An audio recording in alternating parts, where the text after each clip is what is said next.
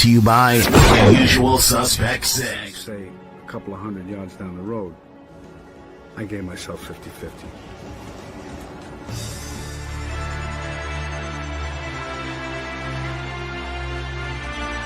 UsualSuspect6.com.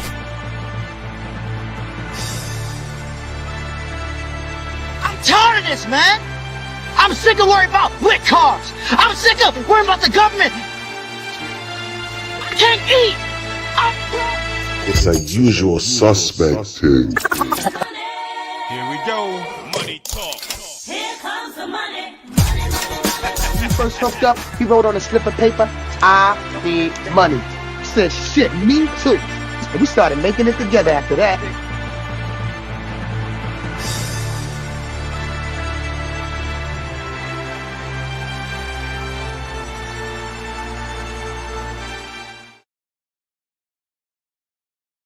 To live is to risk it all. Otherwise, you're just an inert chunk of randomly assembled molecules drifting wherever the universe blows you. Come on, everyone.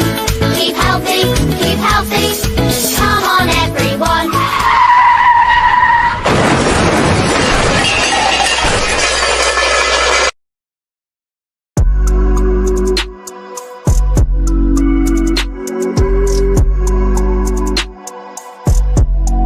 Shop UsualSuspect6.com.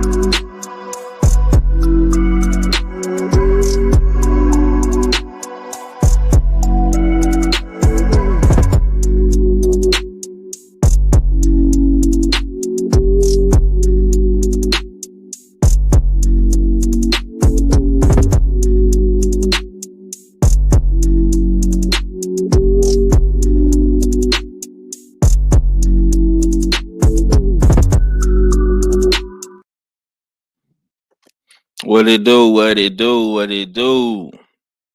It's your boy 503 Lion, man. Checking back in for another video. We live? Yeah, we definitely are live. Let's get to it. Y'all know what it is. It's the Find the Boxer game. Purchase a box for a chance at winning $500. One of 54 boxes has a missing boxer inside. Purchase your box or boxes by Cash Apping, $ usual 50/50. Include your box number, name, and email address. Your box number will be confirmed and sent directly to your email. Each box is $20 with a 1 in 54 chance of winning. Remaining proceeds will go directly to the LDBC meet and greet in Las Vegas. Shout out to the LDBC, and remember, It's a Usual Suspect thing.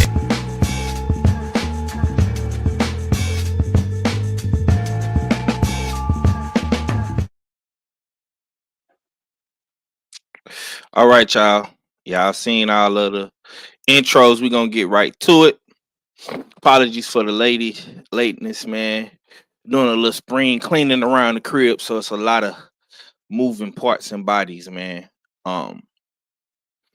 Y'all know how them women be when they get in that cleaning mode, you know what I'm saying? So apologies for the tardiness, man. I wanted to do the show right at 3 o'clock, but I got held up, you know what I'm saying, around the crib. But we here now. Salute to the chat, salute everybody, salute to the entire boxing community. I am 503 Lion. This is Usual Suspect Sundays. And this is where we do the recaps, where we talk boxing, all the hottest boxing topics, all the latest and greatest news that your boxing fans can use. So please don't snooze. Tune in, subscribe, smash the like button, comment. If you're catching a playback, if you're a playback P, come get in with me. Subscribe to the channel, hit the bell notification so you can be notified when we do drop content. If you missed the video I posted last night, I did a recap video about David Benavidez and Cool Boy Steph and the entire PBC card. Now, let's go ahead and get into it, man. I see a lot of people leaving comments on the channel in regards to the knockout boxing situation. I will address that situation in a separate video. I'm not going to address that situation on this live stream, but once again, salute to KO, salute to Cadillac Red, salute to BFTB. And I want to say this too. A lot of people have a lot to say about BF. In my honest opinion, BFTB did nothing wrong in the situation. He was literally stuck between a rock and a hard place because both his brothers went to war with one another, and it had to be a winner, it had to be a loser. You know what I'm saying? So for all them people that's out there saying BFTB set Red up or BFTB set this person up, man, BFTB set two brothers up to be great is what he did. And that was for the community, that was for the culture. And yeah, man, it was definitely fun and exciting to watch, even with my brother Red taking the L. You see what I'm saying? I don't feel like BFTB did nothing wrong, if I'm just being honest. You know what I'm saying? But salute to BLTB for always being a real one and always, you know, giving his platform to his brothers or to his sisters who wanna, come up there and do their thing. You feel me? And that's I mean that's all BFTB really. That's all he do. That's all he's known for, in my honest opinion. You know what I'm saying? But yeah, that's really all I wanted to say um about that situation. I'm not gonna address anything else until further notice. You feel me? But just going to go ahead and throw that out there. If you come in the chat talking about KO said this or KO said that, you'll be ignored, brother. Especially especially if you hiding behind a troll account. Especially if you hiding behind a troll account, I definitely won't address it. I definitely won't um give you any recognition. You know what I'm saying? Don't come behind and hide behind no troll account, fam. Let me know who you is. Don't do it behind no troll account, bro. Don't leave no comments on my channel behind no troll account. Don't do it on my brother platform either. And I'm only talking about the people that's saying shit on our channels. I'm not talking about anybody that's on Knockout's channel saying it, whatever. You know what I'm saying? Those are his subscribers, his supporters, his people on his platform. You know, they can say whatever they want to say as long as he's cool with it. That's fine. But I'm talking about the people that's on our channel saying the shit. Okay. And with that being said, see, we already got people coming in here. Get up out of here, brother. Blocked. Yeah, stop hiding behind these ghost accounts, man. If y'all see anybody coming in here with these ghost accounts, if they not real enough to use their real name or their real profile, get them up out of here. Simple as that. I'm not entertaining. I'm not entertaining none of y'all. You see what I'm saying? Salute to the homie B&B. Salute to Brent Fox. Salute to Shower. And salute to my boy Big Joe. Yeah. Salute to Big Joe, man. Appreciate everybody for tuning in. Usual Suspect Sundays. We're gonna get right to it. And David Benavidez, David Morrell, man. Man, that shit, that was a damn good fight, man. It lived up to everything I wanted to see in a boxing fan. You gotta give credit to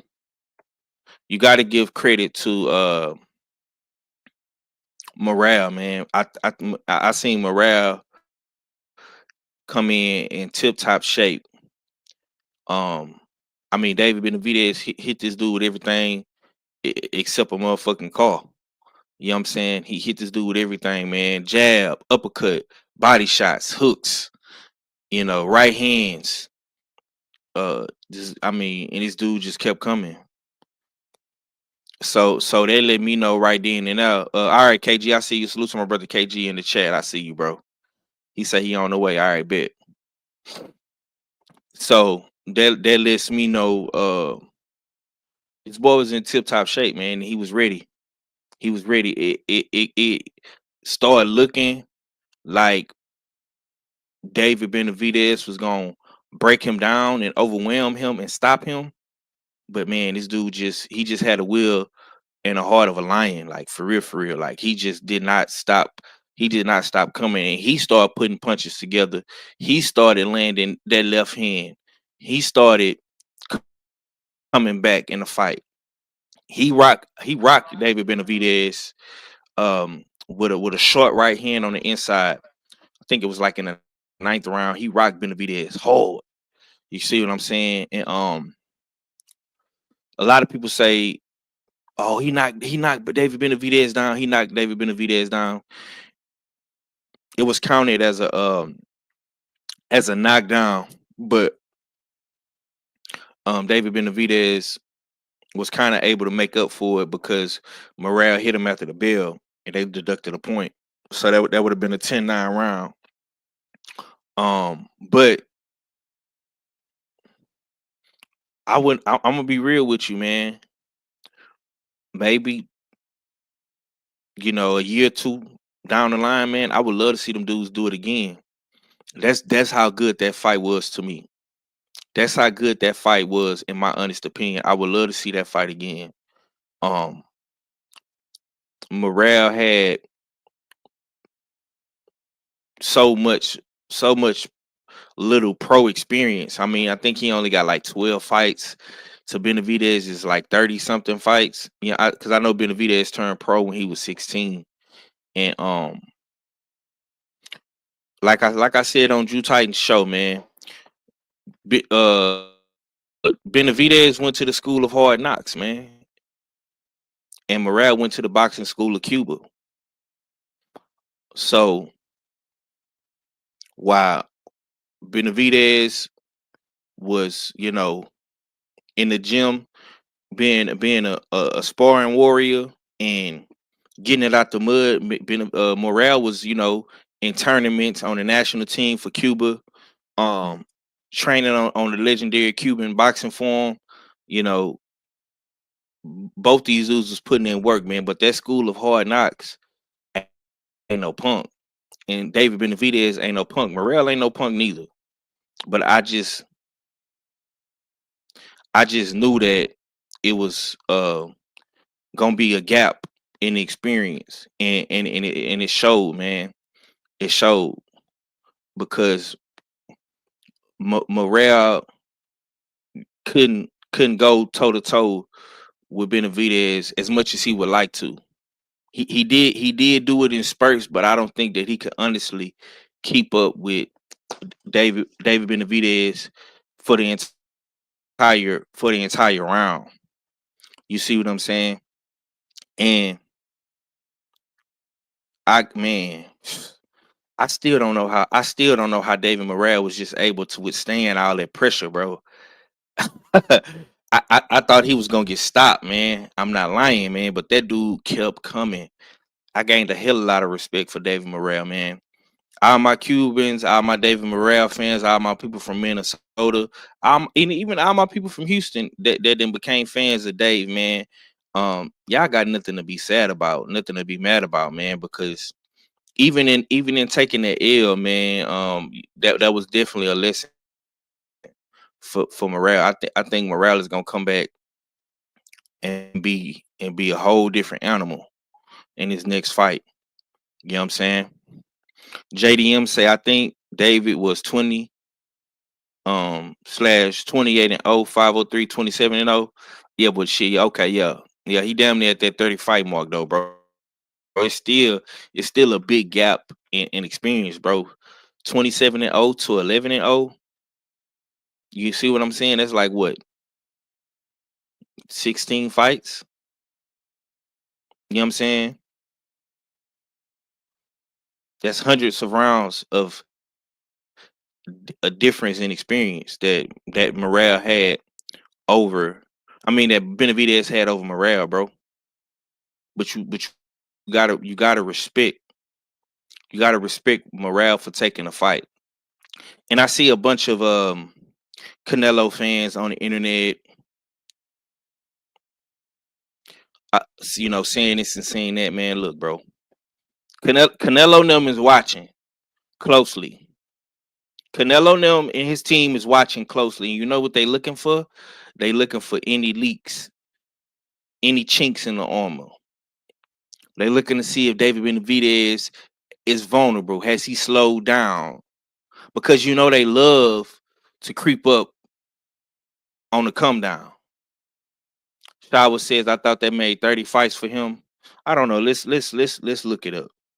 Let's look it up because I thought he had damn near 30 fights too, Shawa. I thought he had damn near 30 fights too. Let's look at David Benavidez's record real quick. I just want to make sure I wasn't tripping. Yeah, 30-0.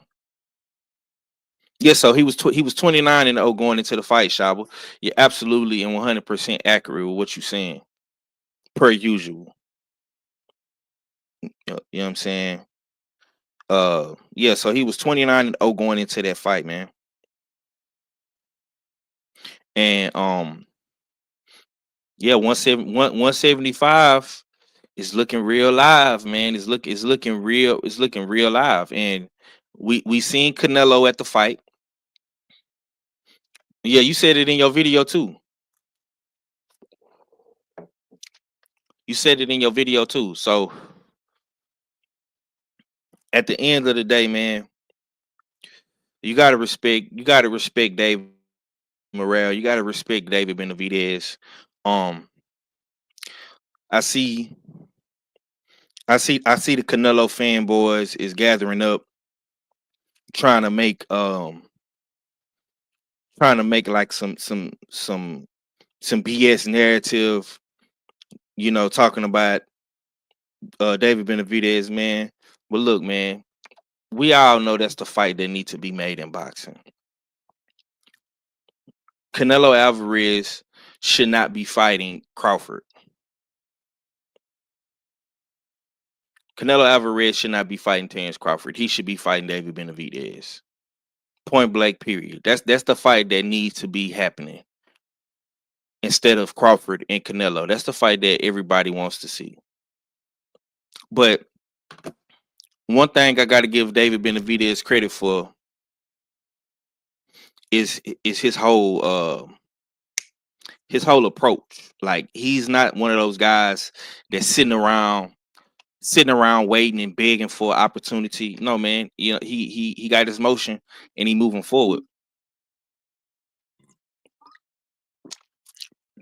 And it's to the point now where Benavidez is becoming a superstar, man. It's to the point now where Benavidez don't need to be on a Tank Davis undercard. It's to the point now where David Benavidez is bringing guys up on his undercards, and he's selling the tickets, and he's selling the pay-per-views, and he's a brand and a household name. So I be liking a lot of times, I be liking to go outside and watch the fights. I be liking to go to sports bars and watch the fights. I be wanting to go check out the atmosphere when it comes to certain fighters in America. And this is an experiment that I'm doing. It's two guys right now in American boxing that are bona fide superstars, Tank Davis and Benavidez. Let me tell you, when I went to the sports bar and watched Tank Davis, it was a line outside. It was a line outside. It was a group of people. The bombshells. Okay, so I go to bombshells. The bombshells was packed. I'm talking about, you had to wait for a table. You had to wait for a booth packed. Me and all of the homies went to go watch the Tank Davis versus Frank Martin fight. Everybody wanted to see Tank Davis. Everybody wanted to see Tank. And Benavidez is starting to have that same effect. So I went to the sports bar twice to watch David Benavidez. I went to see him in the Demetrius Andrade fight, and I went to see him last night when he fought David Morrell. And when I say all of the Latino people on my side of town was pulling up to the sports bar to watch David Benavidez, bro, he's starting to have that effect. He's starting to have that effect, bro. These are just the facts. Salute to my boy Felix Nunez. These are just the facts, man. When you go to your local sports bar and you watch these fights, because sometimes I don't like sitting at the crib or sitting backstage with the fan watching the fights. And don't get me wrong, that's always watching the fights with the homies is always some cool to do. But a lot of times, man, I like to be outside watching the fights. I like to go to the sports bars, and I like to support the local sports bars. You know what I'm saying, when the fights is going down. And this is how I know Benavidez hasn't made it to Tank Davis level yet. The sports bar, when Tank Davis fought Frank Martin at the Bombshells, you know what I'm saying, in Houston, well, at one of the locations in Houston, when they host a fight, right, they was charging people at the door to get in. They were charging people to watch Tank Davis. That's a fact. They not charging people to see David Benavidez yet at the local sports bar. But a lot of people still pulled up. It was a lot of Hispanics in there. It was a lot of black people in there too. I'm not even much gonna lie. It was a lot of people up in there to watch that fight last night, man. You know what I'm saying? And they came out for David, man. I'm not gonna lie. But he's getting to what's good with him, Mahari. David Benavidez is getting to that level of superstardom, bro. He's getting there. And if he gets the winner of Arthur Better Be Even Bivol, appreciate that, man. Yeah, it's my birthday weekend, man. I'm wrapping up. I'm wrapping up the birthday weekend, y'all. So if y'all wanna support, you know what I'm saying, and show me some love, man, y'all know the Cash App 503 line. And I personally want to thank Shaquilla Fields and Tay Tay, man. They show love for the birthday. You know what I'm saying? Y'all know I don't ask for really anything besides of course, support the channel, support the movement with the usual suspects. We got the games popping. You know, find the boxer, usual 50-50. Gonna be doing another giveaway with tickets and whatnot. You know what I'm saying? So I really don't ask people to support, but if you do want to show me love for my birthday, we know the channel is not monetized right now. Yeah. So you can't super chat, but if you do want to super chat, you can support Smoke City Mobcast. The Smoke City Mobcast is available for super chats, but yeah, it is what it is. What's going down with it, KG? What's up? What's up? What's up? What's up? What's up? What's going Oh on? man, just cooking on this fight, my brother. What you had on the David Benavidez versus David Morrell, man? Oh man, I think I gave it everything I had when I called Stormy up this morning. But Mm. I still got I got a lot of more. Got a lot of more. You know what I'm saying? Good fight, man. Good fight to them. Probably, you know what I'm saying, best fight to start the year off with. You know what I'm saying? Good fight. But I knew this was gonna be one of those fights that was gonna find you was gonna be found out. David Morrell was gonna be found out because um I'm a fan of David Morrell, but all of his fights that I've seen and I've watched, I had yet to see him assert himself, like over assert himself, like actually go in and see like a real killer. You know what I'm saying? Like somebody that looks to really close the show. But I had never seen him, you know what I'm saying, assert himself. So I said maybe he needs to being there with somebody that possesses the skill set that draws it out.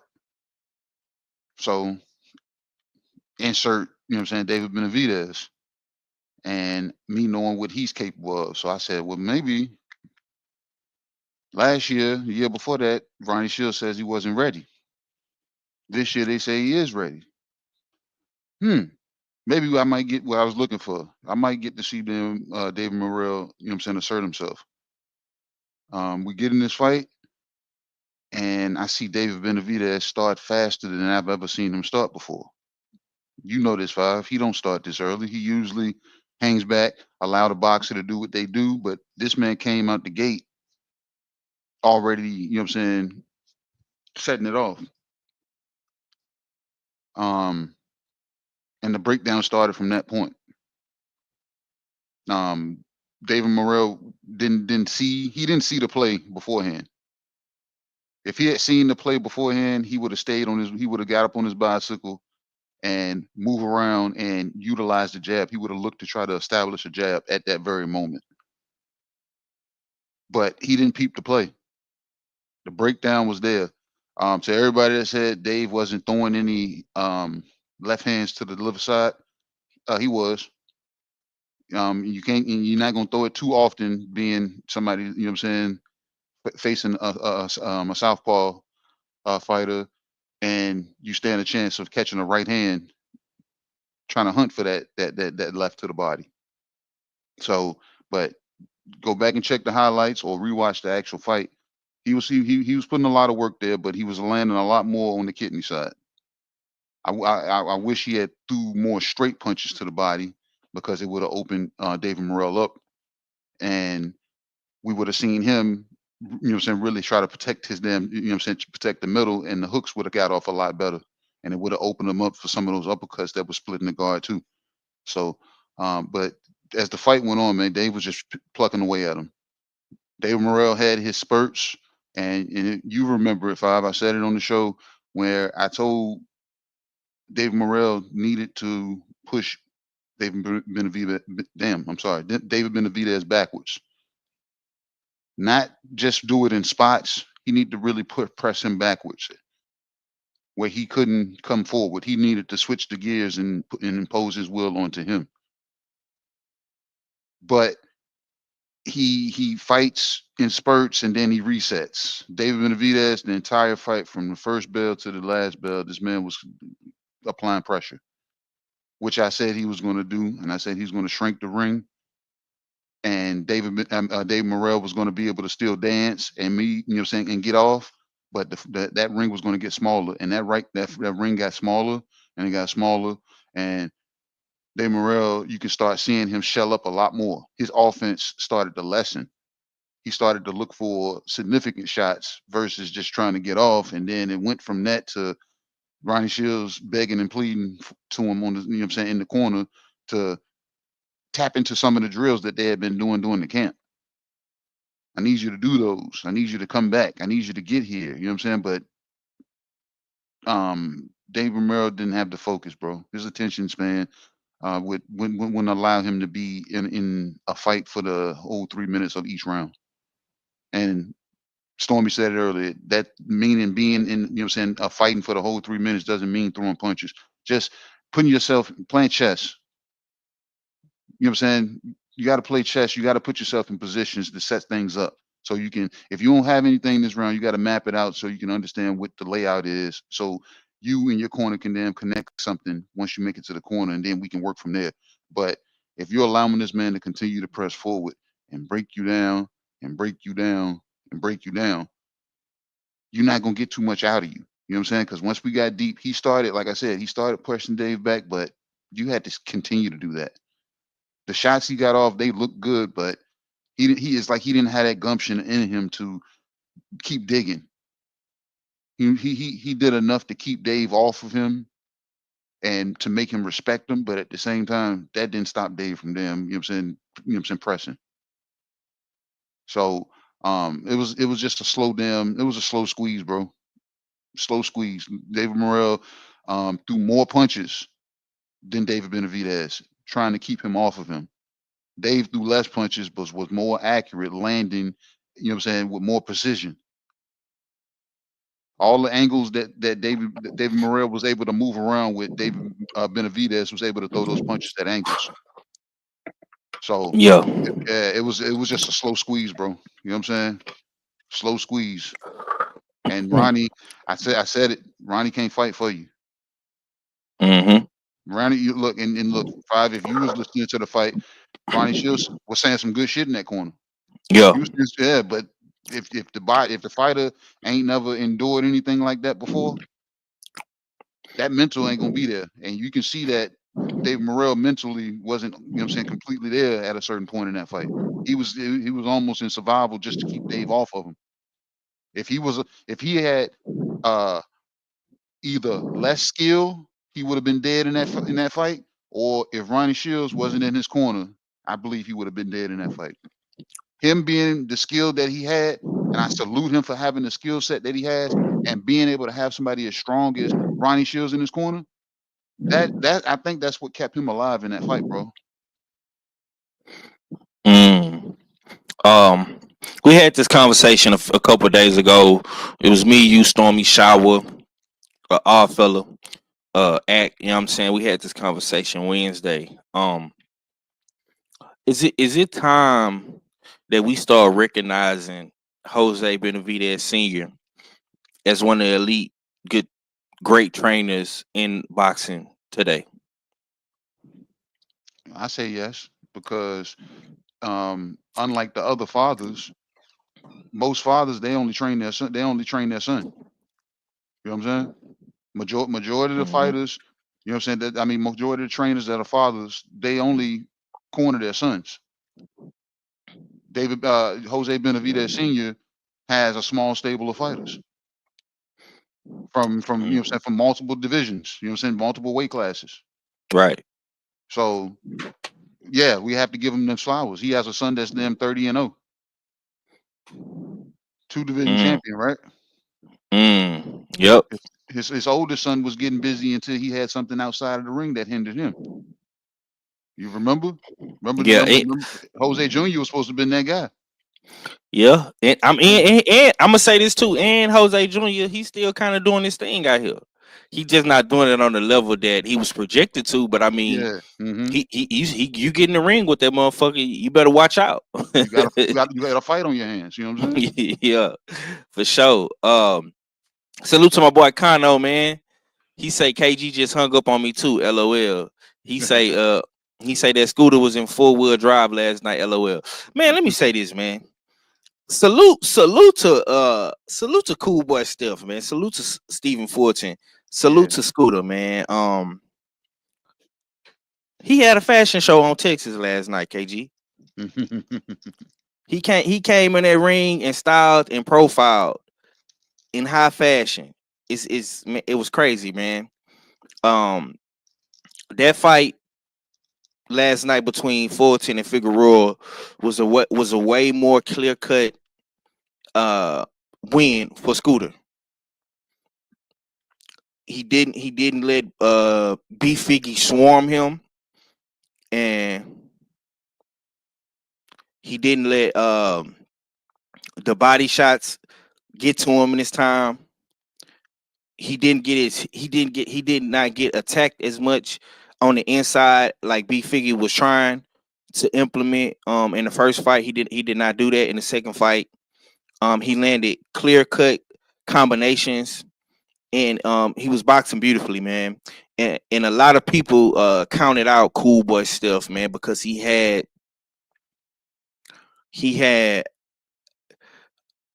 a bad loss against Monster Inoue. He had a not so dominant win in his previous fight where he got dropped.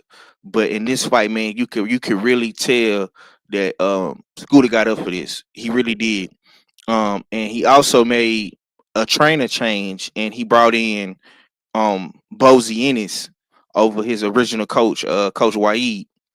You know what I'm saying? So this is another guy that we're going to have to start talking about as well, that is doing his thing right now And I know a lot of people might don't like Bozy Ennis or some of the advice he gives to his son. Maybe he holds his son to a different standard, but you got to start saying and giving credit to Bozy because he is another guy that has multiple fighters now. And he got 2 fighters that are champions. He has Cool Boy Steph and he has Boots Ennis. Andy Cruz is on the come up. So yeah, man. I mean, hey, salute to Philly, salute to the Eagles, salute to Team Bozy, man. Team Boots. You know what I'm saying? They doing their thing right now, man.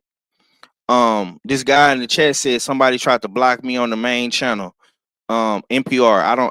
I don't know who you is, bro. I don't know if you trying to troll right now or what.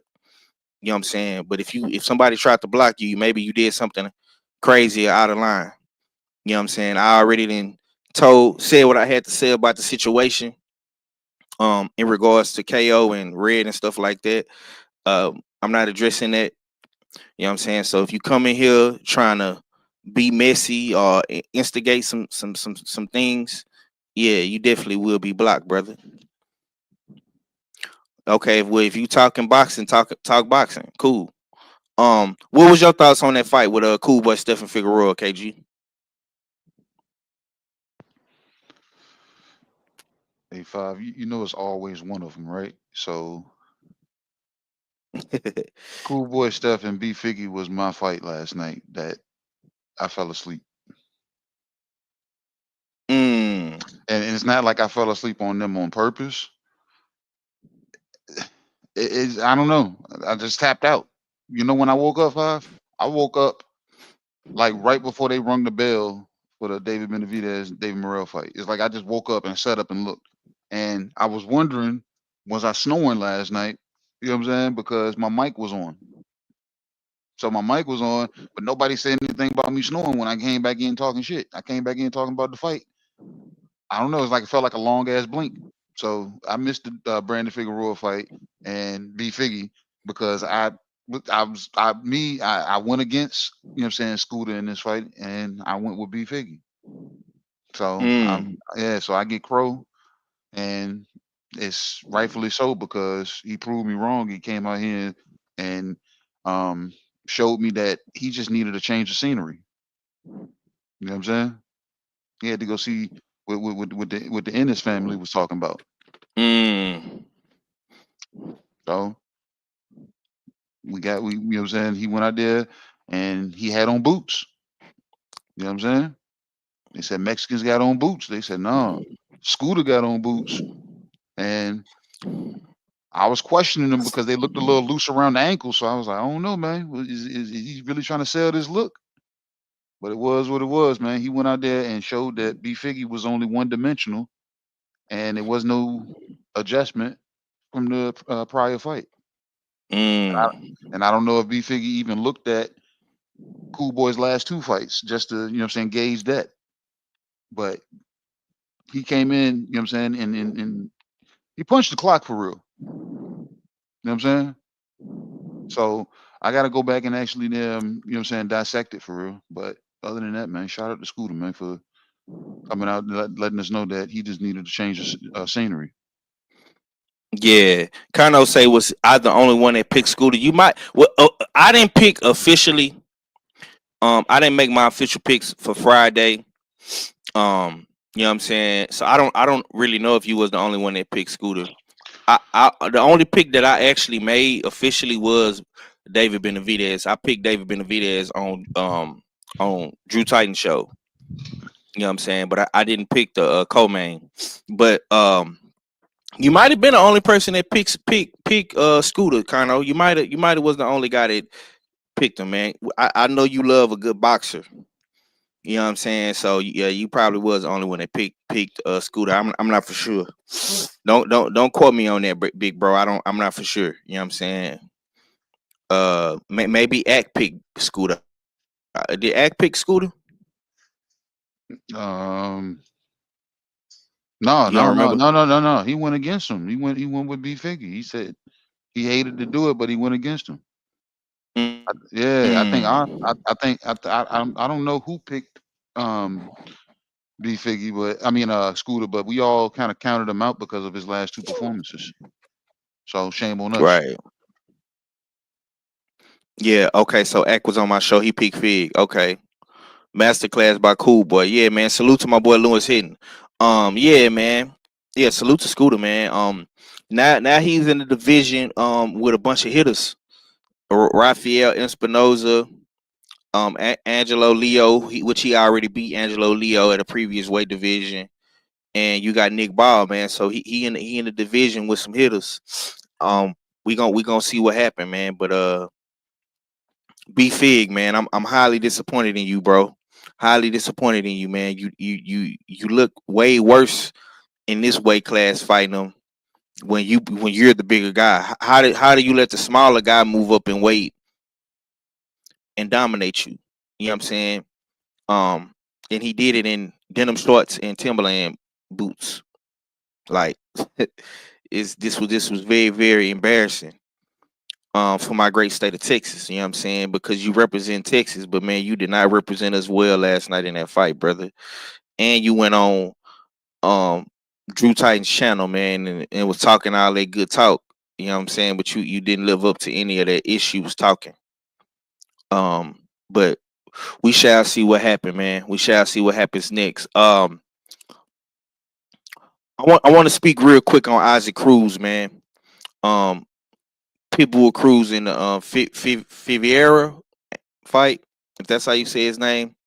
Um, Isaac Pitbull Cruz bounced back and got him a win last night. Fierro, my bad, Fierro. Yeah, so I'm gonna be real, man. That win wasn't really as dominant as I'm used to seeing Isaac Pitbull Cruz do. Maybe Fierro was had a lot of heart, had a lot of macho man machismo in him. I know he was a Mexican fighter as well, but I'm seeing people on social media, fighters on social media, saying that they want to smoke with Pitbull Cruz. Now I seen Keyshawn Davis call him out. I seen Ryan Garcia say he's target practice, man. What's your thoughts on Pitbull Cruz, man, and how he been looking? And if you seen the fight last night, what was your thoughts on the fight? Pitbull lost that fight last night, man. I don't care what nobody say. He lost that fight last night. That's what Kano just said. That. Yeah, Pitbull looked good early. I put like a few dollars on Pitbull knocking him out in the first round because it looked like it possibly could have happened. You know what I'm saying? But Fierro wasn't getting credit for a lot of what he was doing. We seen Pitbull loading up, you know what I'm saying, and throwing his combos and stuff, but it's the age old tactic of looking off punches. Fierro was looking off a lot of those punches because be straight up with yourself. If all those punches that um, Pitbull was landing in the combos were actually landing, Fierro would have been on the t-shirt. He was looking off a lot of those punches, but you sacrifice looking off a punch and you get the oohs and ahs from the crowd, and you get the misleadingness from the judges. You know what I'm saying? The judges are misled because they see your head look like it's being snapped, and in actuality, you're looking these punches off. So judges are being, you know what I'm saying, misled, and the fans are, you know what I'm saying, helping with the selling point of that by ooh because they see Pitbull getting off. So there's a price you pay by doing that. But Fior he was in the fight the entire fight, bro. And when Pitbull started giving it, he started giving it back. And he started giving it back just as good, if not better, in a lot of pockets. Because Pitbull started missing a lot. You started like I think this was the first fight I seen Pitbull get tired. And you can see him like missteps because he was walking into punches. Seen him not hurt but jolted a few times. You know what I'm saying? So Fierro them turned on that fight in the second half of that fight, bro. I say Fierro won uh rounds 5 on to the rest of into the end of the fight, bro. That like I said, it was Pitbull got a gift last night, bro. That's why you hear a lot of these fighters calling for Pitbull right now because he's an easy target right now. It's food. He has one gear, one dimension, and as long as he's on go, he's tailor made and easy pickings for the guys that's been calling him out.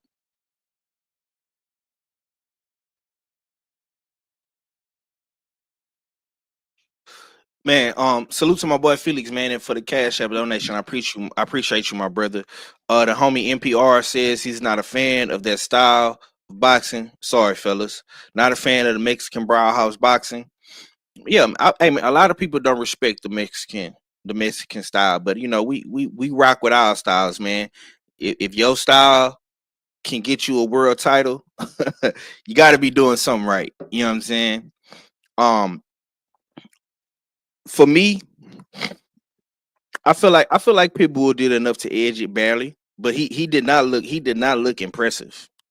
He did not look impressive at all. I'm like I said, I'm used to seeing Pitbull be more forceful, more aggressive, more dominant with his tenacity. You know what I'm saying?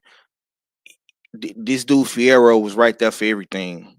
He was right in the blender with him for everything. He didn't budge, he didn't move. He was dodging and weaving a bunch of those shots, looking them off, as KG like to say. You know, that's the OG boxing term. You know, KG becoming our scientific and shit with this shit. You know what I'm saying? That's why he the good doctor. You feel me? But it was a damn good fight, And like I say, I want to see Fierro again. I want to see Fierro. I think Fierro is a good fight for anybody that's on the up and up, coming to the 140, 135. You know, in a lightweight. I don't know if he can make 35, but definitely if he can make 40 again, I think Fierro would be a good fight for anybody. You know what I'm saying? And you know, once again, man, it looked like Pitbull Cruz is gonna get another big opportunity. If salute Tay, appreciate you for coming through, and appreciate you for the cash app donations for my birthday too. I wanted to make sure I told you thank you, but I appreciate you, sis, and I thank you for that. It looked like Pitbull Cruz is gonna get another opportunity though, KG. How do you feel about a Keyshawn Davis? Because Keyshawn Davis put the tweet up immediately after the fight, man.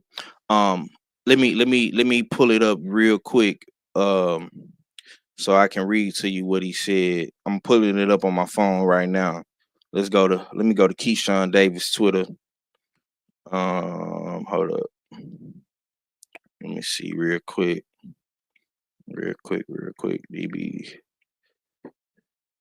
DB3. Damn, I can't find my boy. I can't find my boy Twitter page. Hold up.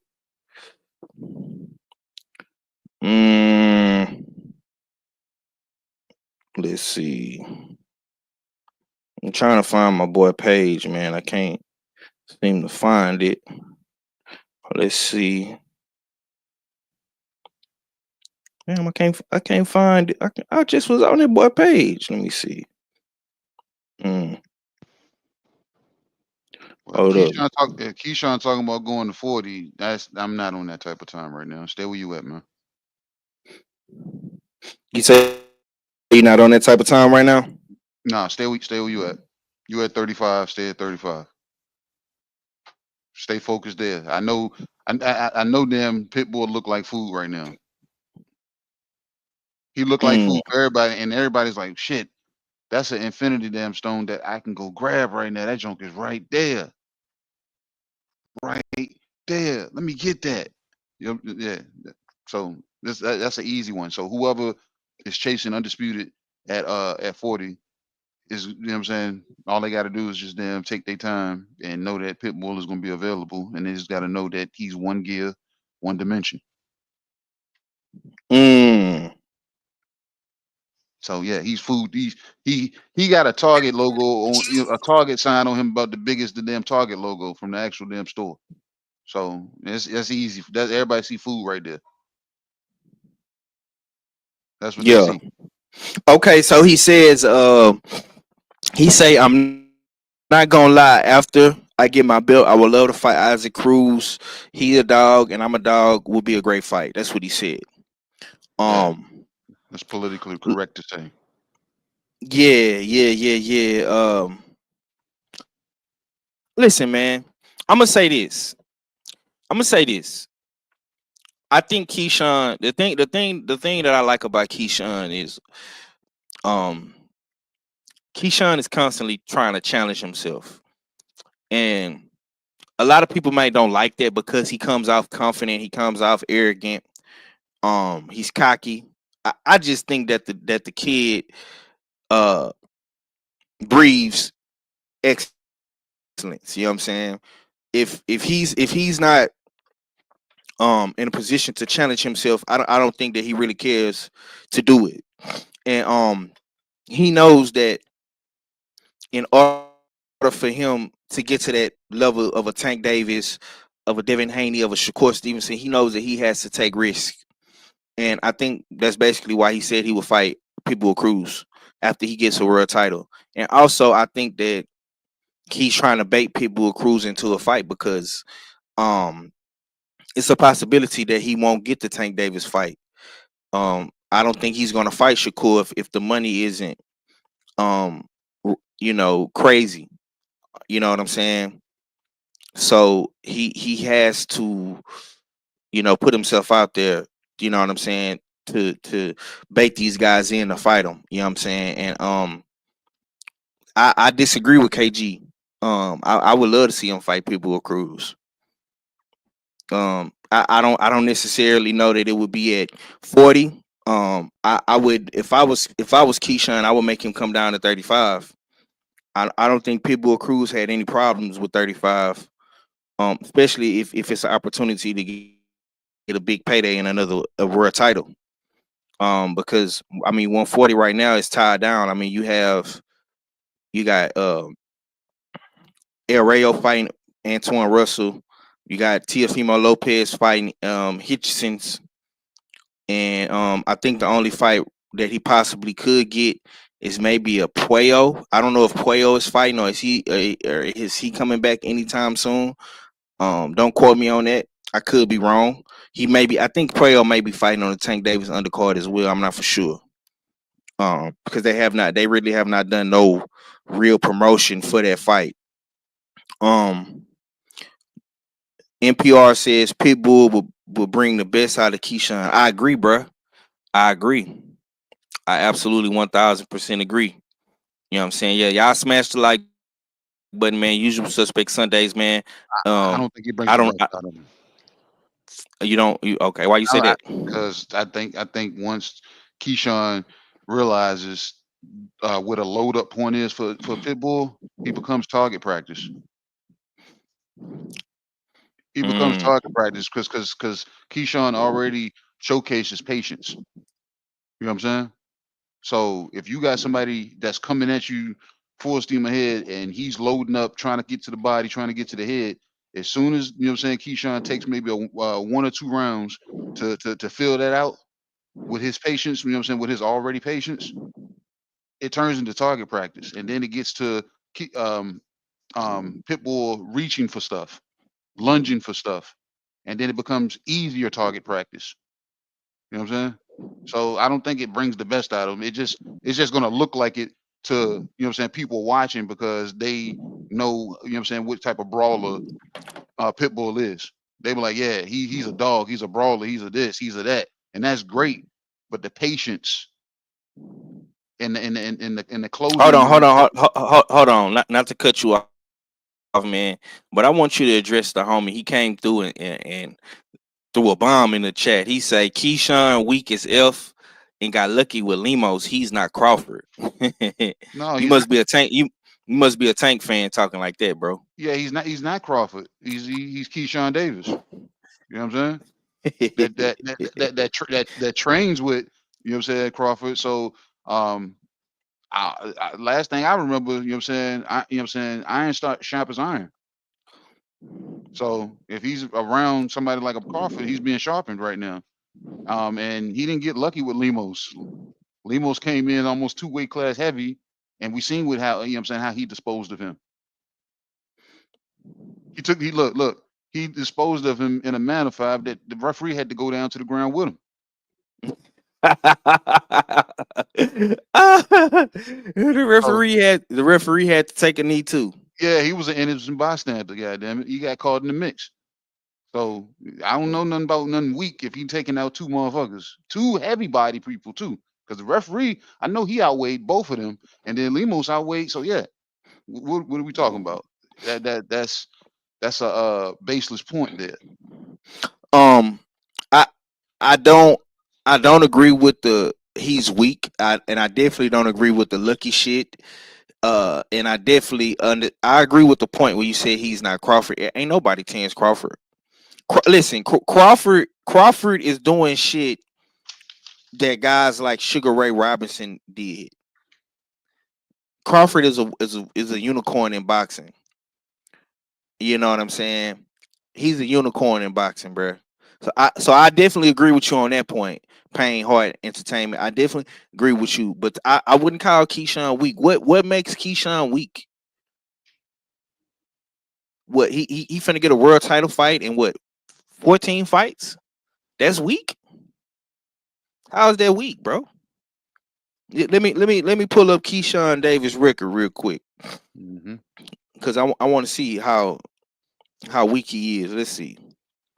Oh yeah, he getting the title shot in 13 fights. So Keyshawn is 12-0. He getting the title in 13 fights. Is that weak?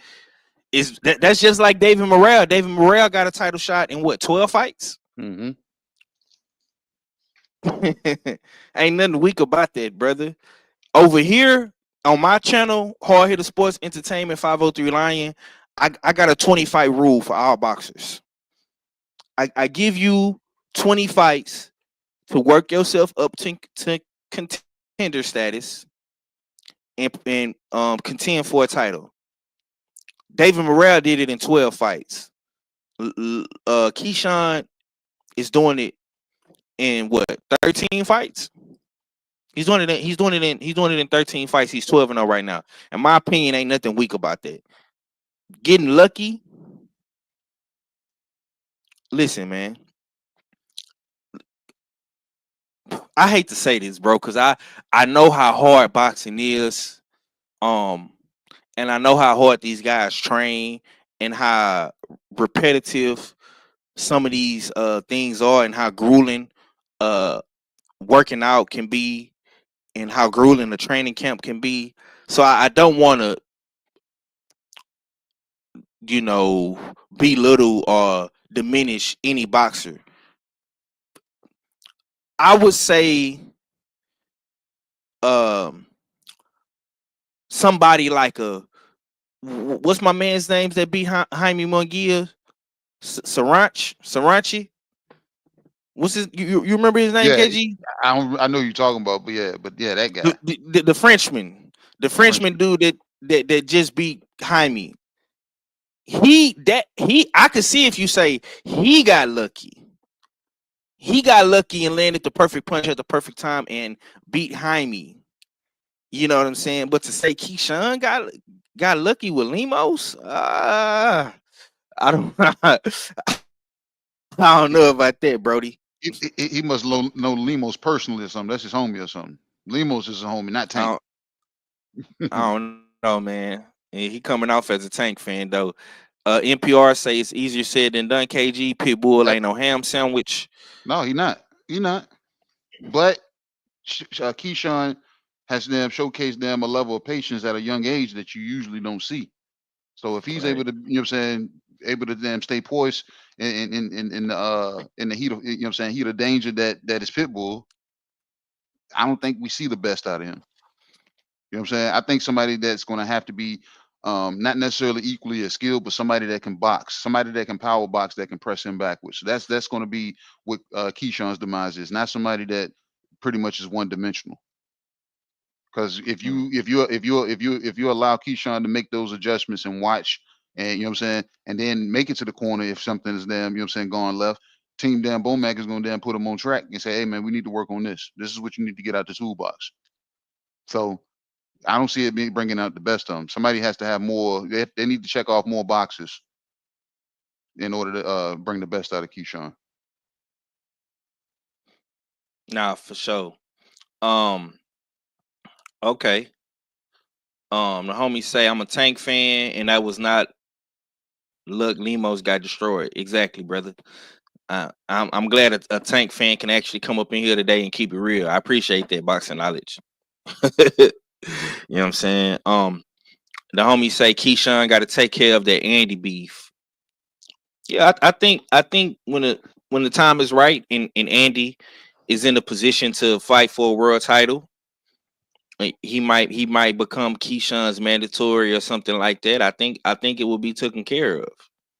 Mm-hmm. But um Andy Cruz is not Andy Cruz is not being fast tracked as fast as Keyshawn, but I do think like he'll be on some David Morrell type shit. I think usually what they do with them Cuban dudes that's very very good, um they let them Cuban dudes have about 10 fights, 10 to 11 Mm-hmm. fights.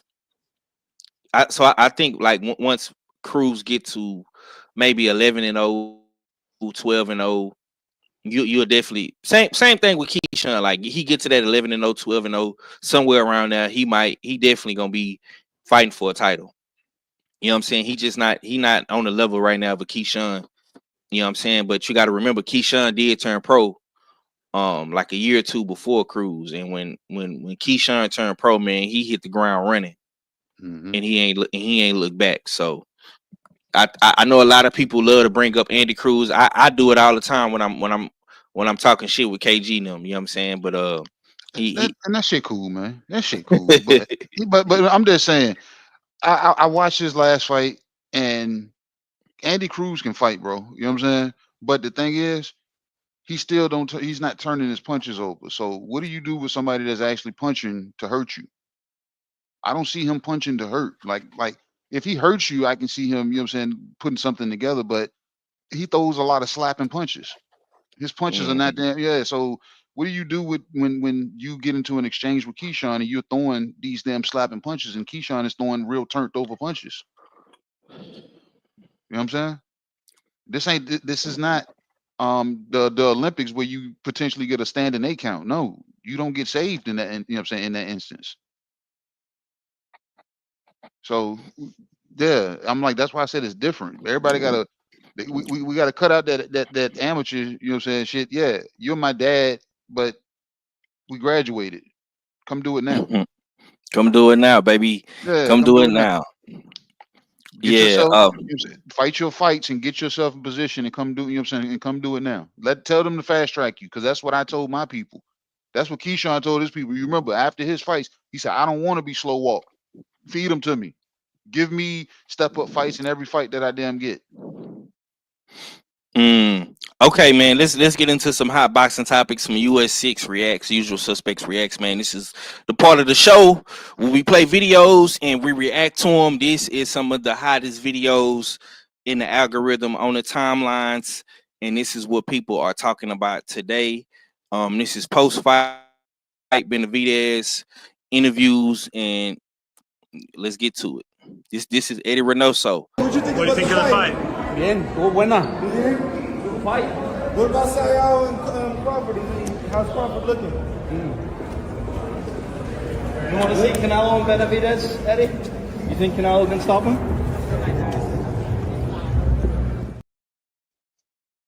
So that was Eddie Reynoso doing the fast walk out of T-Mobile Arena. He was there last night. Like I said earlier in the show, he was there last night. He was watching, he was lurking, and he was looking for any chinks in leaks in the Mexican Monster's armor. He did not want to address any potential Canelo situations, and he did not want to address the Benavidez versus Canelo situation as well.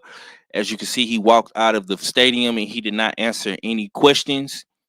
And that's pretty much what he done. And it's a rumor going around, okay? I don't know if you heard about it, but PBC has booked the venue for T-Mobile Arena for Cinco de Mayo weekend. And a lot of people are speculating that Canelo will come back and fight on the PBC Cinco de Mayo weekend, since that's his date. And we just seen Eddie Reynoso at a PBC event watching David Benavidez. What's your thoughts on how David not how David Benavidez acted, but how Eddie Reynoso was acting towards the media, and why the fuck do you think he was even there watching the fight? He was fast walking because he's like, shit, y'all caught me. You know what I'm saying? Bro, you got to put on a different disguise. We used to seeing you with them with ball caps on. You know what I'm saying? So him asking that question, I guarantee if he had seen what he wanted to see, he might have had a response, you know what I'm saying, to some questions. But I don't think he saw what he was looking for. I think he saw disappointment because he's going to go back, and Canelo probably doesn't even know he was at the fight. He's going to go back and say, this guy's all wrong for you, man. We don't want these problems. I watched this guy, David Morrell, hit this guy, and David Benavidez kept coming. What do you do when this guy keeps coming and it's after 7th or 8th rounds, Saul, and you start slowing down, and you see he's still being defensive? You're gonna have to punch up to them, make him hurt himself, and you see he protects himself when you're throwing punches. This guy's all wrong for you, man. Because this guy, I seen this guy sitting in the corner for 12 rounds. I never saw him breathe heavy. So he didn't see what he wanted to see. Five. If he had seen what he wanted to see, he might have entertained some of those questions that the media was asking him. Trust and believe that. I think he didn't. He was disappointed with the news that he has to report back now. And they might have been halfway hoping that Dave Morrell won the fight. Yeah, it was definitely weird to see Eddie Reynoso in the building if they're not interested in David Benavidez fight, and it was even more weirder. And salute to my boy ATX 41 Red TWT in the building. My boy Cletus, man, salute to you, my boy. It was definitely weird to see him act like how he acted towards the media and try to get the hell up out of there. Yeah, we seen him walking hella fast trying to get to his vehicle so he can vacate the premises. You know what I'm saying? And once again, man, let me say this too, bro. I see a lot of people, especially in our community, they love to bash Bill. They love to bash Coach Cal, Coach Kenny. They love bashing these black trainers and coaches. And I don't see people having that same smoke for Eddie Reynoso. Let that would have been Bill Haney running out the arena if somebody was asking him about a tank fight. Or let that would have been Coach Cal running out the arena if they was asking him about Devin or Shakur. Let that would have been one of them. And you would have seen 1,000,001 videos today. You see what I'm saying? But Eddie Reynoso can do it, and don't nobody say nothing. These type of things need to be talked about more. We let Canelo and his team get away with anything. And I'm gonna say this, and I'm gonna continue to say this, bro. The fight that needs to be happening next, bro, is David and Canelo. Canelo should not be fighting Crawford. He shouldn't be fighting William Skull. If that's the fight that the PBC is gonna put on in May for Canelo. It should not be Crawford. It should not be William Skull, bro. It should be David Benavidez. That's the fight that the fans want to see for real. If you want to triple your gross profit, if you want to make more money than you made, give the people what they want and what they're asking for, and that's the David Benavidez and Canelo fight. I guarantee you. You could charge whatever you want to charge for them tickets. You could charge whatever you want to charge for that pay-per-view, bro, and people are gonna buy it. people are gonna pull up. People are gonna support it. People are gonna go to the sports bars, and the sports bars can charge people to get in. You can put the fight in the movie theater, and people will pull up. I don't know if people ever watched the fight in the movie theater before, but I have.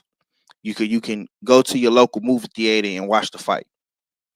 I like doing shit like that. Don't I just like being outside sometimes watching the fights and shit because sometimes when you at home, you at the crib, you laying down and you're not in the atmosphere where it's other people and it's noise and people are lit.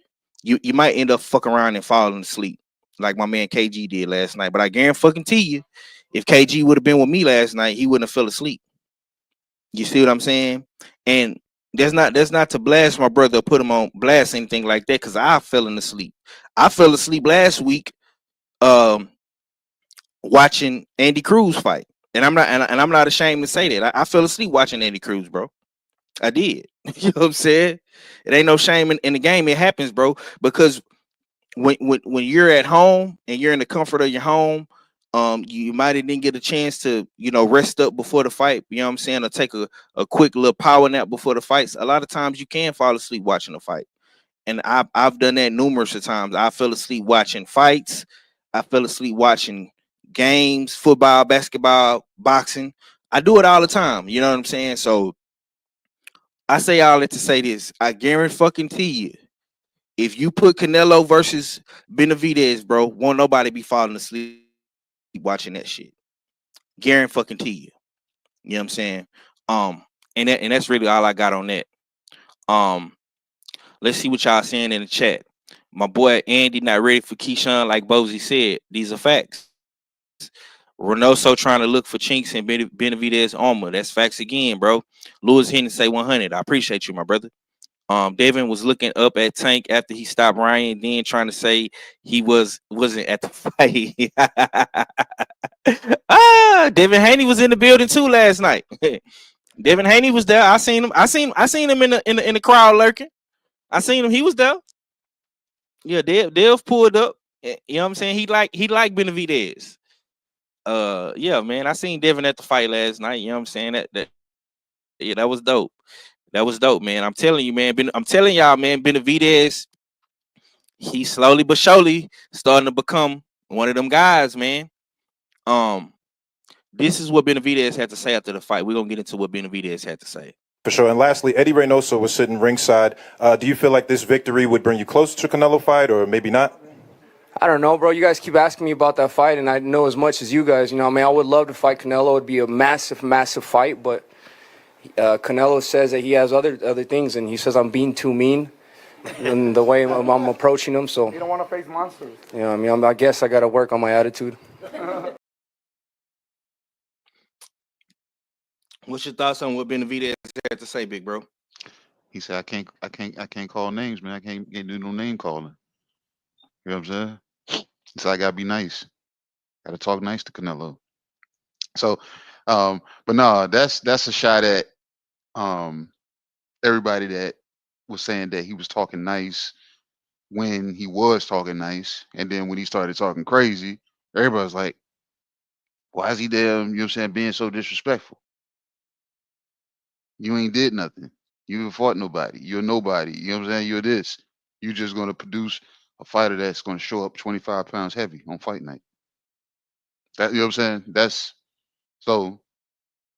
I'm glad Dave has said, you know what? I'm not worried about Canelo.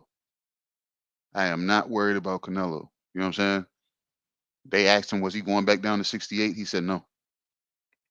I have no reason to go back down to 68. If I can't get the winner of the Bivol Better Be fight, I'll go up to cruiserweight and fight Zerto. Unless Canelo coming up to 75, that'll be the only way I see him taking that fight or at some sort of catchweight. But Dave said he's not going back to 68. So let's take him at his word and see if he stands on it. Yeah, man. Agreed, man. Look, man, and I'm gonna continue to say this, bro. You gotta respect the route that Benavidez is taking.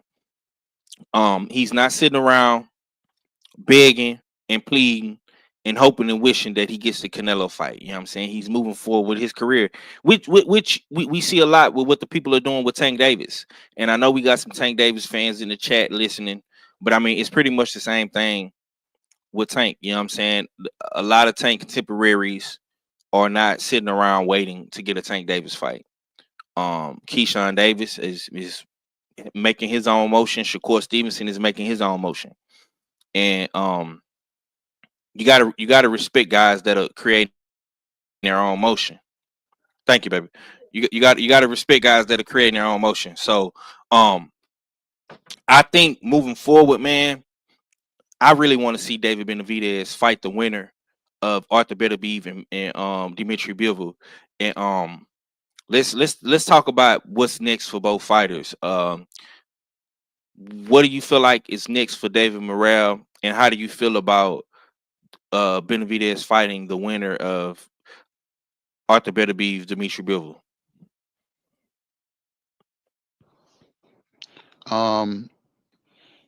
What I want from David Morrell is I want him to find a place to lock in. You know what I'm saying? And that's whether that's with Ronnie or with a new trainer, if that is separating from Ronnie and just solely dealing with Trevor. It's like I said, but he has to find a mode to lock into where he can actually showcase his skill set in his entirety. Because I think he's selling himself short, or he may actually have ADD where he, you know what I'm saying, he does not focus. And he may be too far gone to be broken into, you know what I'm saying, new habits. But he's gonna have to find a lane where his skill set can prevail, where his focus gaps are shortened. So what's next for him is to stay active and often. Whether if it's a route back to a Benavidez rematch or just a path just to get himself into focus. And he starts collecting belts at 75, and him and Dave can go on a collision course for undisputed.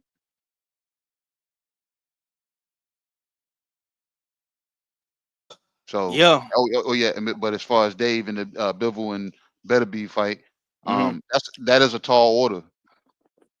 That is a tall order. But that first fight, a lot of people were saying Bivol won. Right. You know what I'm saying? So if this fight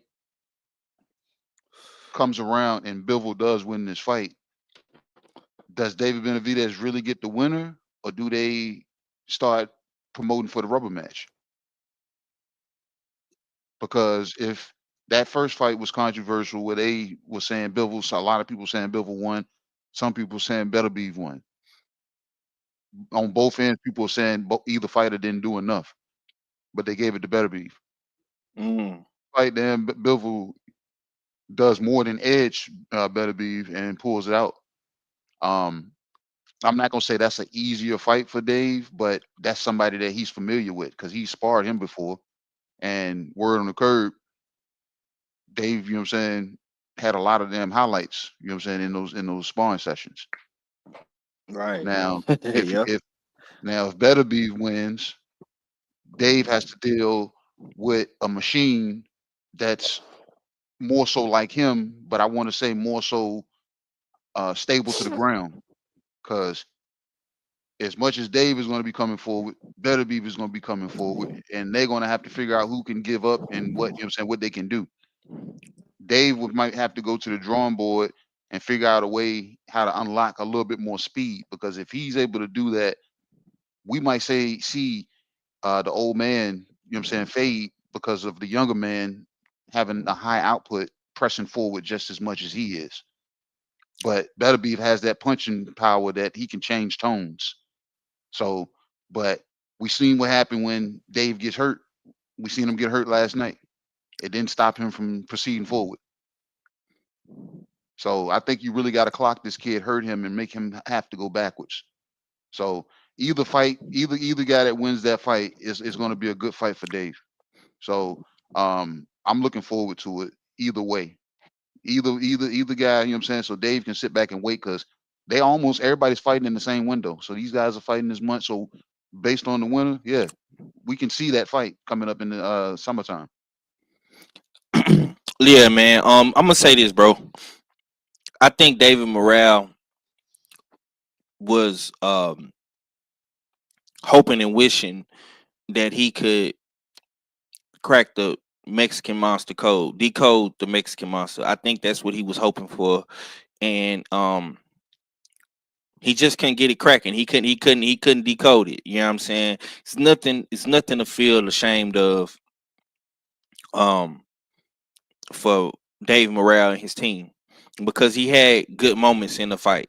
He had a lot of good moments in the fight, but he couldn't weather the storm of the onslaught of pressure that Benavidez was applying, bro.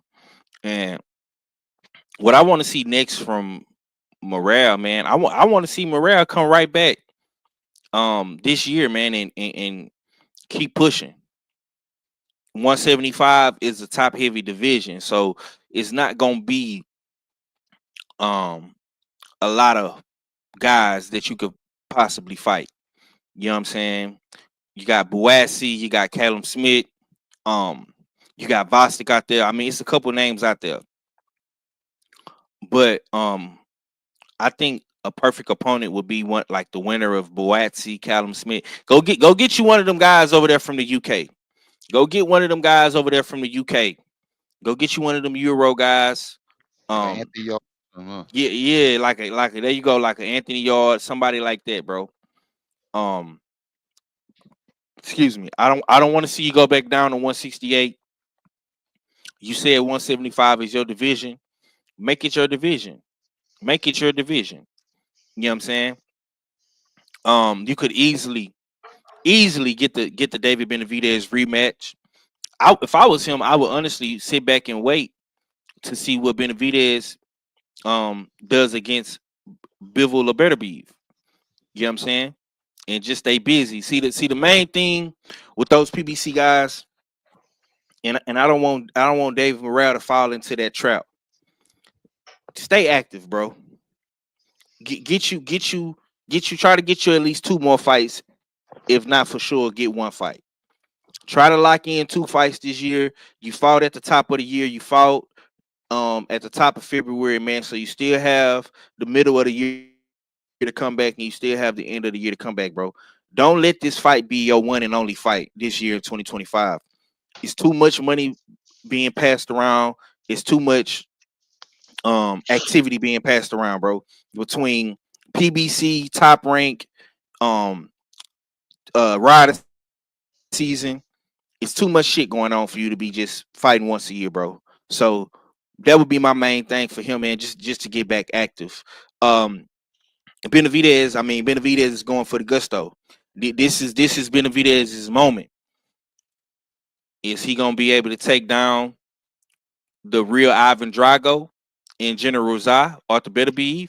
Will he be able to take down uh Bivol? We heard the stories about the sparring, and like I said in the beginning of the show, that Benavidez came from the school of hard knocks. You know what I'm saying? He didn't go to the fancy Cuban school of boxing. He wasn't in all those tournaments and amateur contests. You know what I'm saying? He got his out the gym. He got it out the mud, man. He went to Cali. He went to Freddie Roach gym. Um, and he was a wild card warrior. You know what I'm saying? He got it out the mud. Um, and he got a chance to get in the ring with a bunch of contenders and champions. And Bivol was one of those guys. Can he do it under the bright lights? It got to be seen. And I'm seeing a lot of people create the narrative that if he fights Bivol, he'll beat Bivol easy. But if he fights Arthur Beterbiev, man, I don't know about that, man. I don't know, man. Beterbiev might get him. Neither fight is easy. You know what I'm saying? Right. Yeah, Right. neither fight is easy. But Dave does Exactly. get the opportunity. This will be his third fight at 75, so he'll be even more acclimated at the weight. You know what I'm saying? So, and like I said, last night we seen him not get tired. I didn't see him get tired. I seen him, you know what I'm saying, he get hit, you know what I'm saying, of course, because that's part of the nature of David Benavidez. He's going to get hit. Going to get hit. Yeah, so that's not something new. So everybody that's seen his face, oh man, he got beat. Yeah, no, he's going to get hit. Anybody that's coming forward, I can't think of any fighter that's constantly coming forward that doesn't get hit. You can't press forward. You know what I'm saying? At the rate that he is, you know what I'm saying, letting your hands go. You have to throw something back because even if you're in survival mode as his opponent, you have to throw something back. Some of them punches are going to get through. So you know what I'm saying? He's going to get, you know what I'm saying? He's going to be a guy to get, especially at 75, dealing with these bigger guys. Absolutely. But as long as he's able to press those guys backwards, they're going to catch hell dealing with him. You know what I'm saying? So yeah. And I'll say this too. Benavidez is probably in one of the best positions ever because he was able to transition from the Canelo drama into superstardom. mm-hmm. So he's gonna be right in the cuffs of being a pound for pound great boxer because if he beats Bivol for undisputed, if he beats Beterbiev for undisputed in his third fight at 175, bro, we have to put him in pound for pound conversations.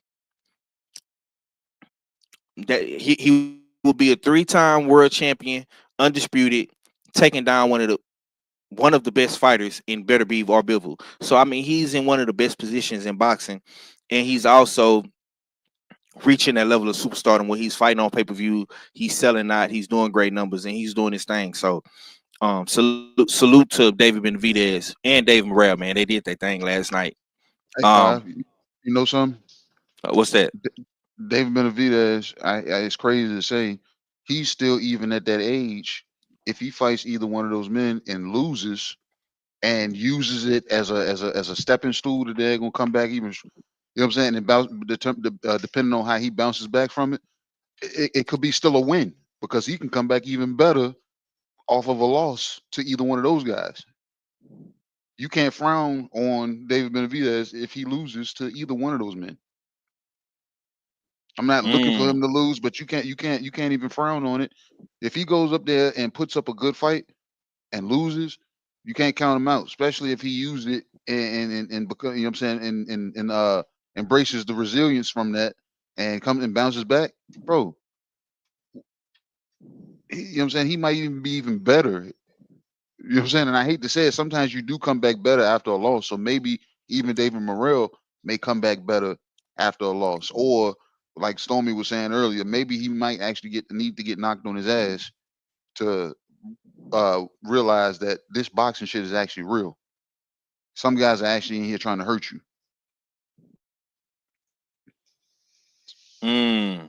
Yeah. Like I say, man, it's gonna be interesting to see what happened with both fighters. Like I say, I'm still a fan of David Morrell. I'm definitely fucking with David Benavidez, man. My boys then did a good job of selling me on David Benavidez. I'm not gonna lie.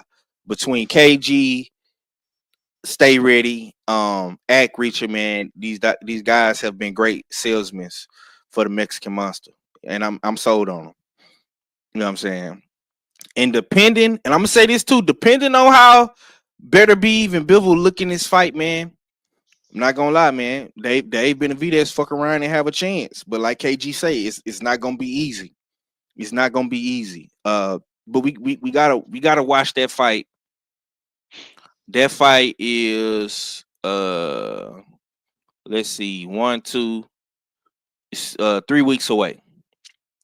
It's 3 weeks away, so we got a little time to see what happens. You know what I'm saying? We got a little time to see how this shit gonna play out. We're gonna get into one last video.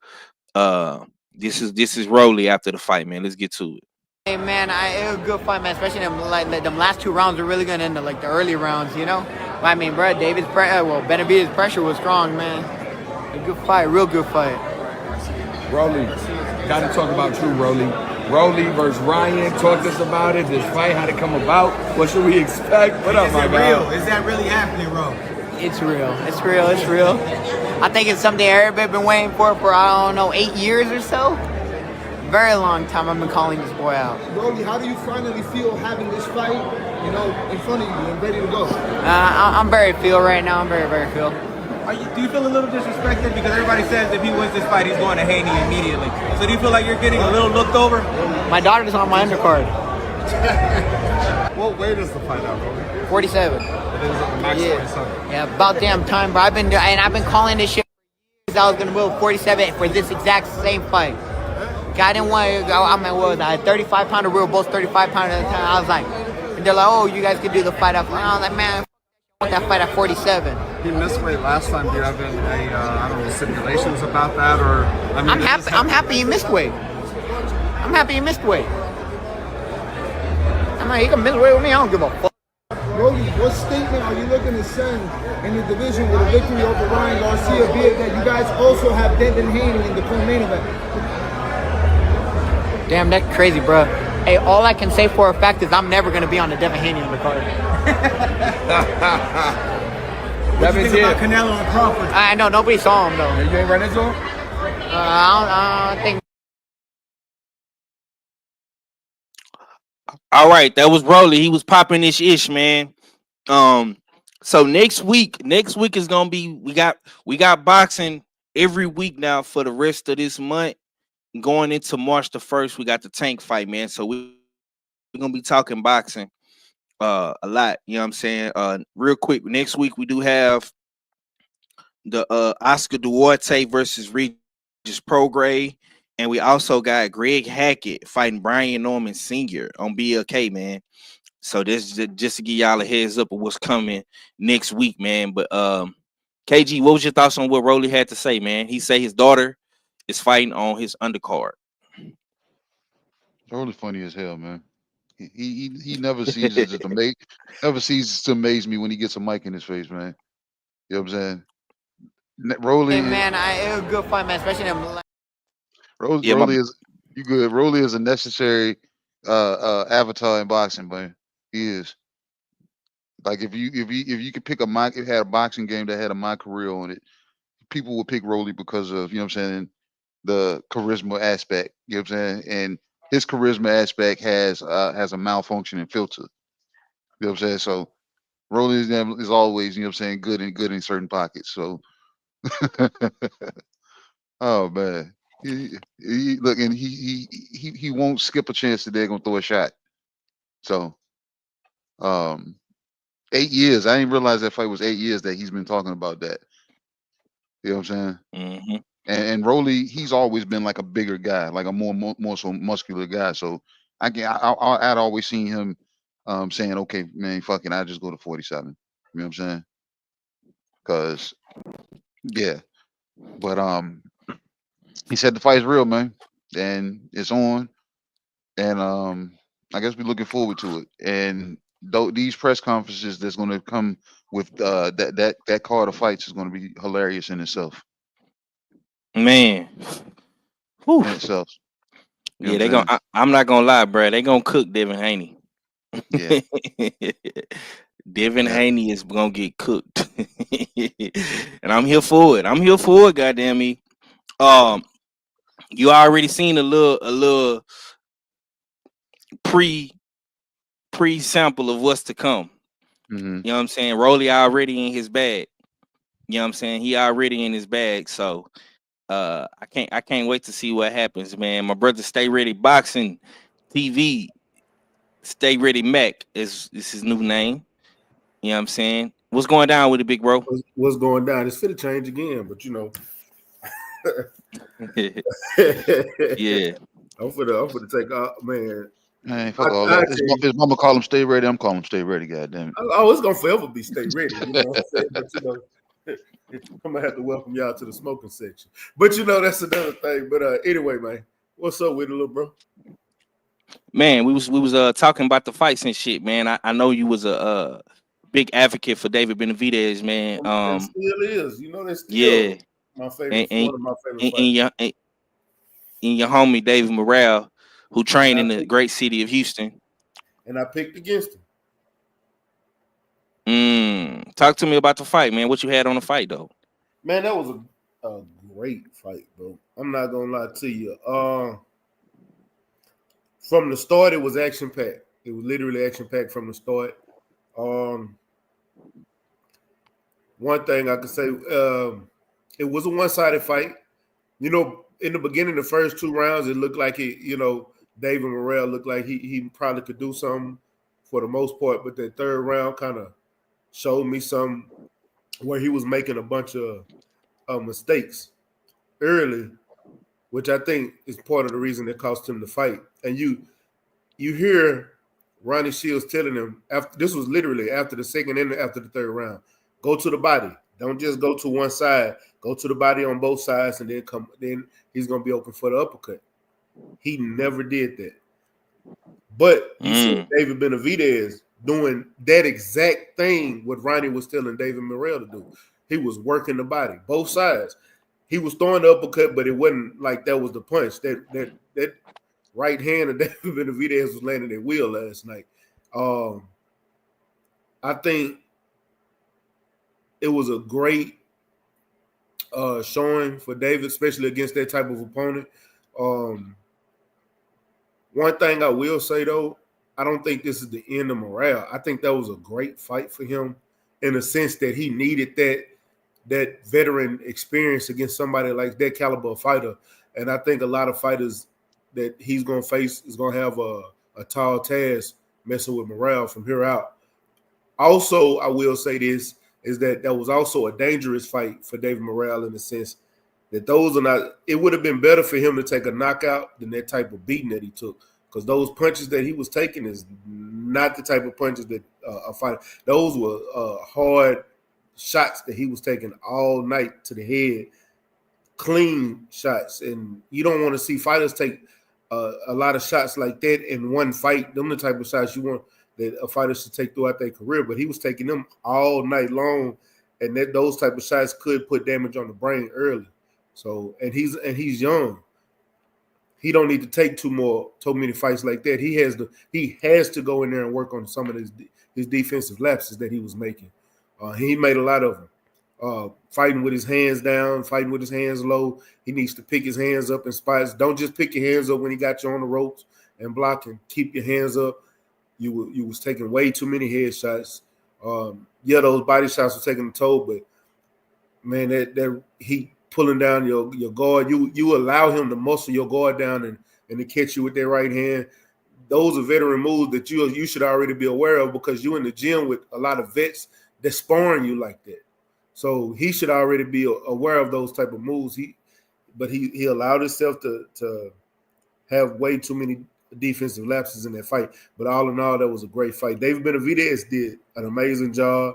In the beginning, he did take some punishment, but it looked like he was doing it to figure Morrell out. As the fight went on, he got his moxie. He found his distance early, which I didn't think he was going to find his distance that early, but he found his distance early to where he can fight from on the outside while David Morrell was moving backwards, then work his way inside. And man, when he got inside, them combinations was something serious. And he really didn't even hit him with the type of combinations he normally hit people with until like the 10th, 11th round. And he only did it like for that one round, and then that was it. He just really beat him to the poke. But man, that was a great fight. I enjoyed that fight. I ain't gonna lie to you. I'll watch it again and again. And I'll tell you this, that Eastside Cruz fight, that was a pretty damn good fight. I got to give him his props on that. Really? A lot of people say they feel like Pitbull Cruz lost.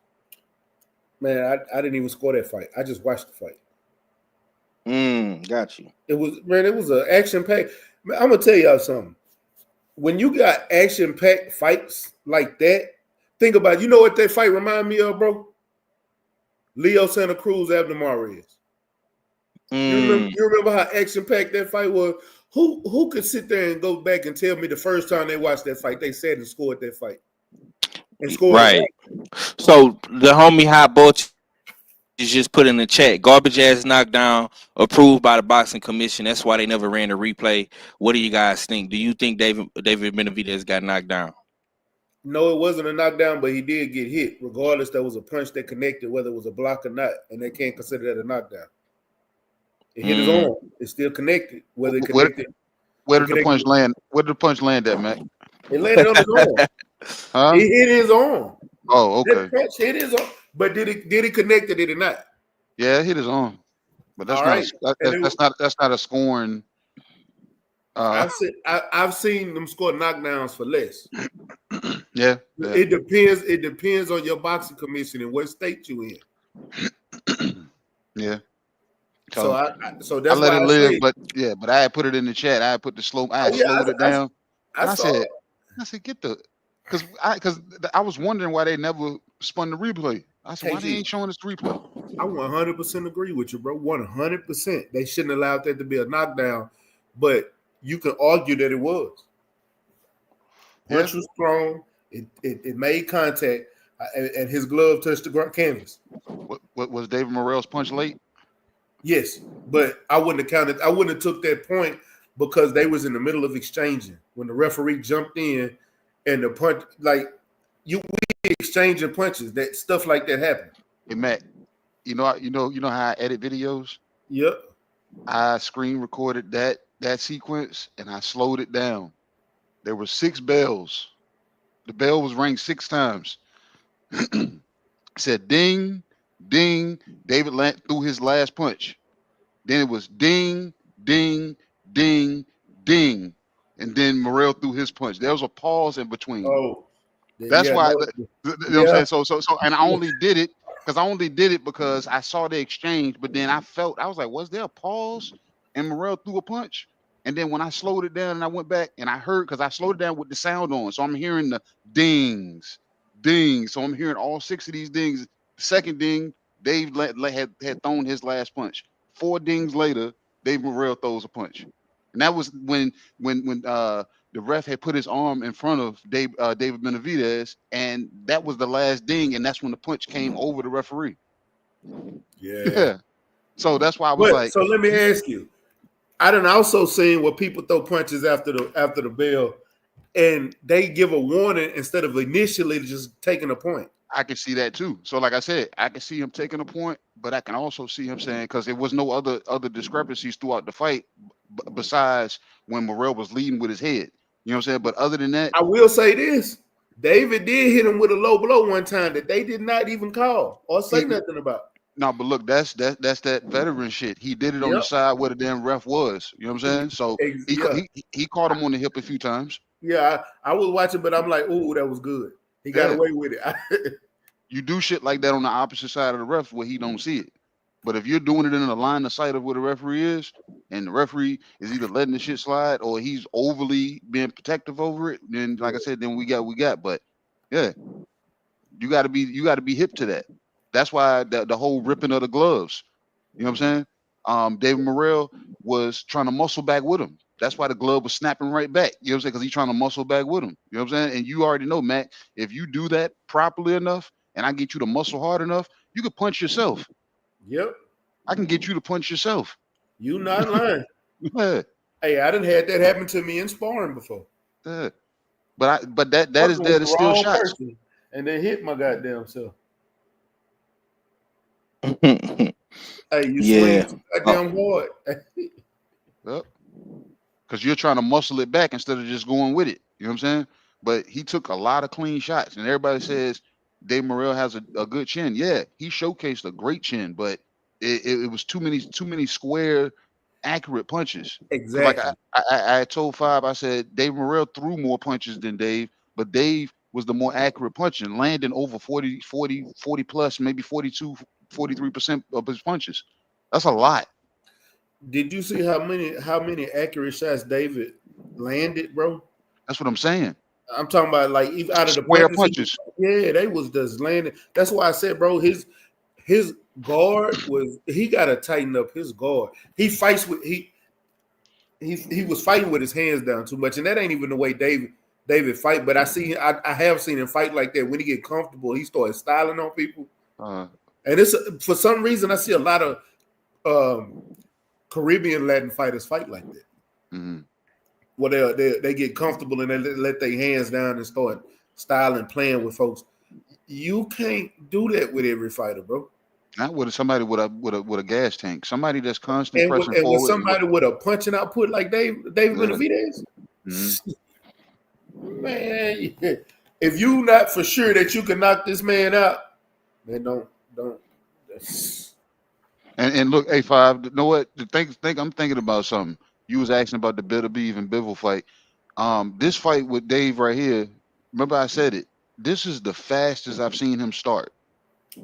He started from round 1. Dave usually don't start that fast. This man went from he went from round 1 to round 12. So if 75 is his home, his next fight he may be even, you know what I'm saying, his gas tank may be even better. And he might be even stronger. Like I said, he's getting more and more acclimated to that weight. Yeah, I did notice that too. I wasn't even thinking about that. I wasn't. Yep. Man. Yeah, man. Salute to the homies, Shaquila Fields. Appreciate you again, sis, for the Cash App donation for the G-Day. Salute to my homie Macadacious, Mac of the South. The homie Hot Voltage say the feet got tangled. It was a slip. And yeah, Benavidez was a sniper last night. Yeah, man. Benavidez did his motherfucking thing. Stay ready. What's your thoughts, man? What you want to see next from Morrel and David Benavidez, man? I want to see Morrel go fight Joe Smith, and I want to see David Benavidez go fight the winner of Beterbiev and Bill. Just that simple. Don't let Morrel get back. Hey, you back? You didn't get knocked out. You're not gonna get suspended. Let your face heal up. Come back. Go fight somebody that's a tough out like a Joe Smith, because Joe Smith not finna let you knock him out. You finna have to fight that white boy, and he's a tough fight. That's gonna help you get tougher, and you fight that style of opponent, especially former champion. Or you can go at a Callum Smith. But that'll be like what the winner of the Bawatsi and Callum Smith, because they got a fight coming up. Yeah, I know, but I'm not high on Bawatsi.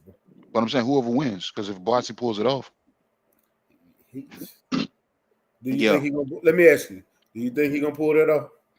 I don't know. It depends on what Callum Smith shows up.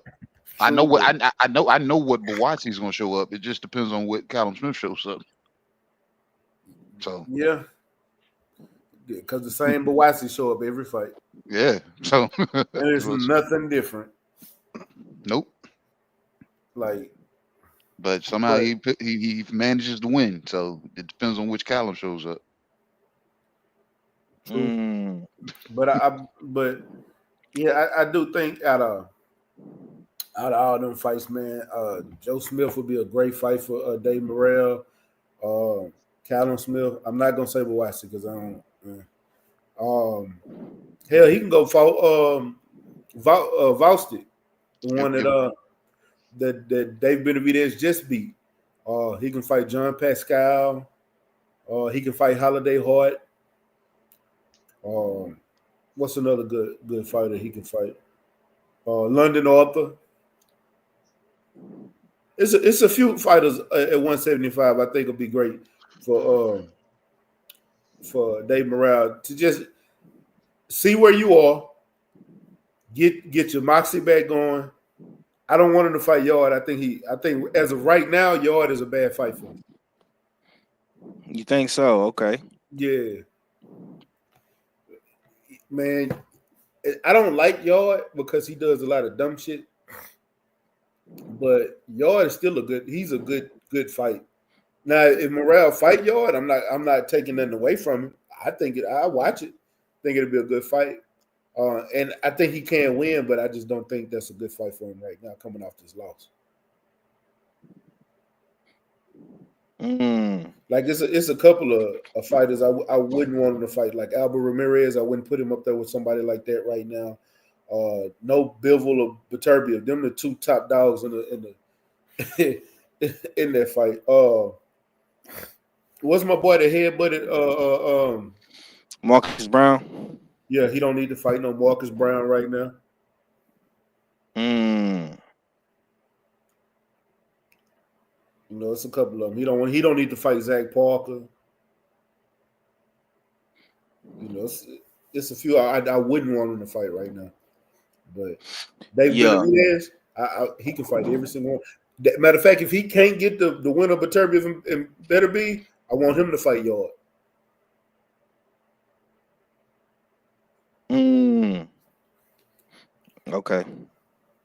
Okay, yeah, man. It's a bunch of good fights out there for these boys, man.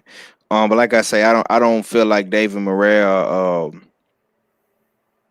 career is over in any shape, form, or fashion. You know what I'm saying? He did well then. A lot of people expected him to. A lot of people thought he was gonna get knocked out. I even thought he was gonna get knocked out, but he stood the test, man. You know what I'm saying? He stood the test, man. I definitely impressed with what I saw from the homie. You know what I'm saying? Yeah.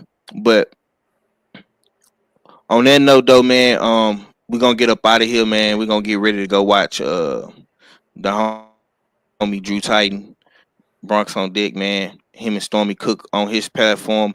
I do appreciate my brothers for pulling up on me. I appreciate KG holding it down. Stay ready, pulled up on this, man. I know my brother got a lot going on right now, but I still appreciate him pulling up. Just turned into quizzes, so you know I made it. Yeah, I already know, bro. I already know, man. Y'all be on the lookout for the fight tonight. We got Clarissa Shields, Danielle Perkins, in Flint. That's definitely going down. We'll talk about that tomorrow. Have y'all made you know y'all what I'm picks? saying? Oh yeah, I picked Clarissa. Who you got? I got my homie. Oh, you going with Perk? Okay. Who you got, K? I picked Carissa, but I put money on Danielle.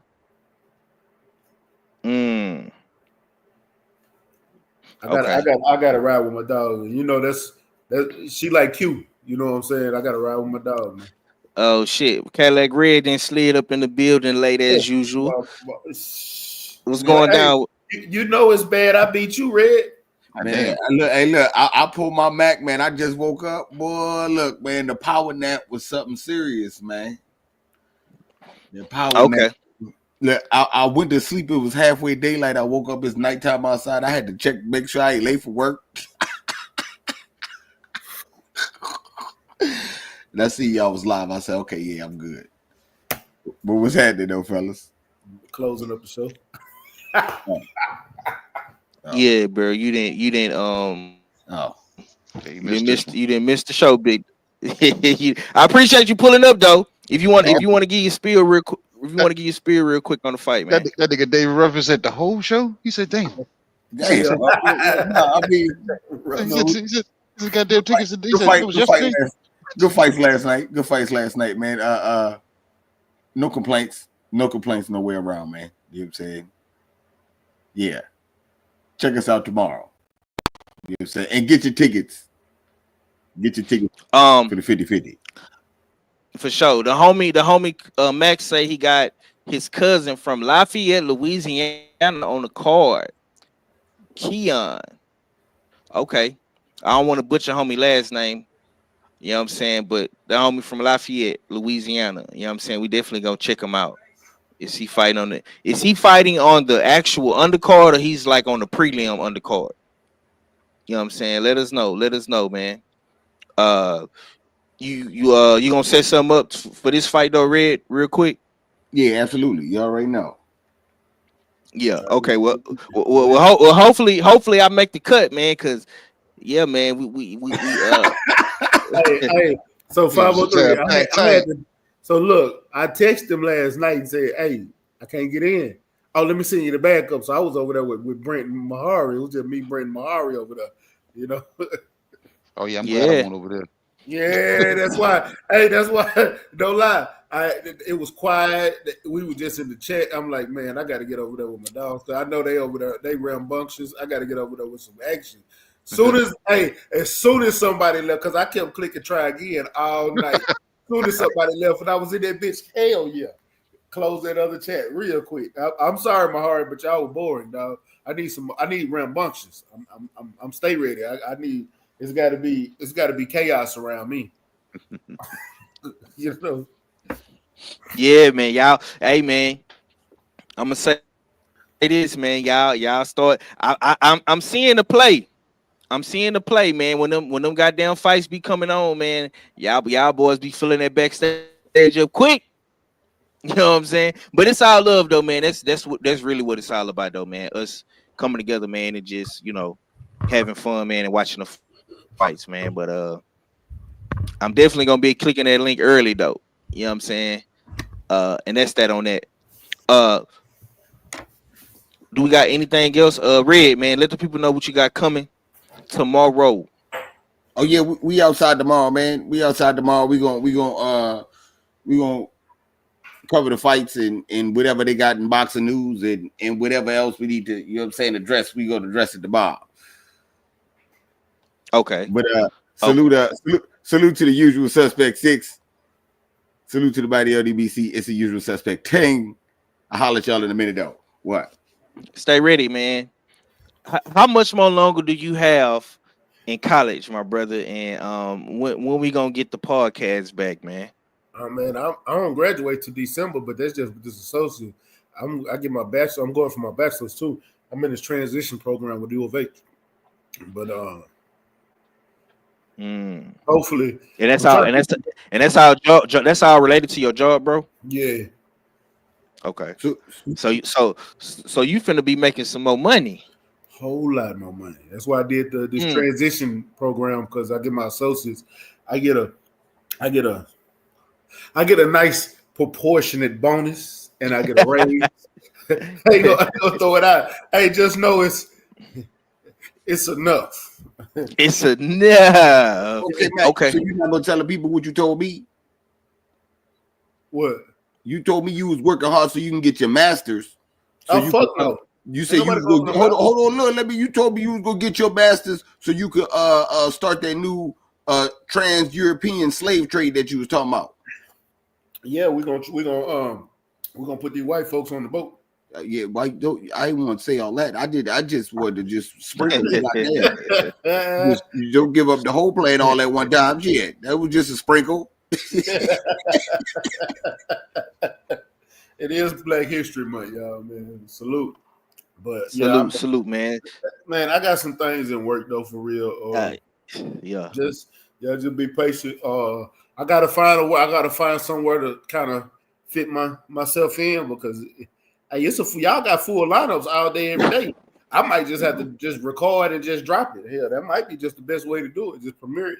But either way, it's gonna be cool. It's gonna be laid back. Y'all gonna enjoy whenever I drop it and bring it out. Yeah, man. Once again, man, congratulations to my brother, man, because I was definitely going through that transition when I got the CDL, so I definitely feel his pain. You know what I'm saying? Because I was nowhere near in school as long as Stay Ready, but man, when you striving for your goals, man, you gotta stay on that path. You gotta stay on that marathon, man. And my boy running his marathon right now. You know what I'm saying? Make me wish I would have did this shit when I was younger, like I was supposed to, like everybody else did. Mm-hmm. Yeah, man. But in the words of Tevin Farmer, it's never too late. And KG, man, give me your last, bro. I appreciate you for holding me down today. I don't know what happened to our fella. I don't know what happened to Act Reacher. Maybe they got caught up doing other things with the fam, man. But give me your last, big bro. Man, of course, man. It's been another one, man. I had a good night of fights last night. Real good night of fights. Action packed. I didn't have that nervous shake that I thought I was gonna have, because the fight went in the favor that I thought it was a little sooner than I expected. But other than that, man, you know what I'm saying? Y'all gonna see us tomorrow on the Beltway. You know what I'm saying? What else? Ain't got shit else, man. You know what I'm saying? But hey, another good one, man. Shout out to the chat for pulling up on both channels. You know what I'm saying? Smoke City Mobcast. Shout out to y'all over there. Whether you was a hater or a lover or a new listener, you know what I'm saying? And shout out to everybody that shows up, you know what I'm saying, frequently and often to 503 Lions platform. So peace. Yes, sir. We'll be back tomorrow, bullshitting on the Beltway. Like I say, we got fights all week, every weekend. for this week of February. For this month of February. Next week we got Oscar Duarte, Regis Prograis. We got Brian Norman Sr., Greg Hackett. You know what I'm saying? So it's gonna be real interesting to see what happened, man. But look though, y'all go get y'all tickets, man. Find a boxer, Usual Suspect 50-50 draw, and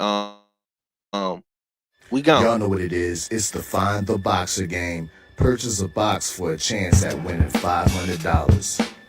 One of 54 boxes has a missing boxer inside. Purchase your box or boxes by Cash Apping $ Usual 50-50. Include your box number, name, and email address. Your box number will be confirmed and sent directly to your email. Each box is $20 with a 1 in 54 chance of winning. Remaining proceeds will go directly to the LDBC meet and greet in Las Vegas. Shout out to the LDBC, and remember, It's a Usual Suspect Day.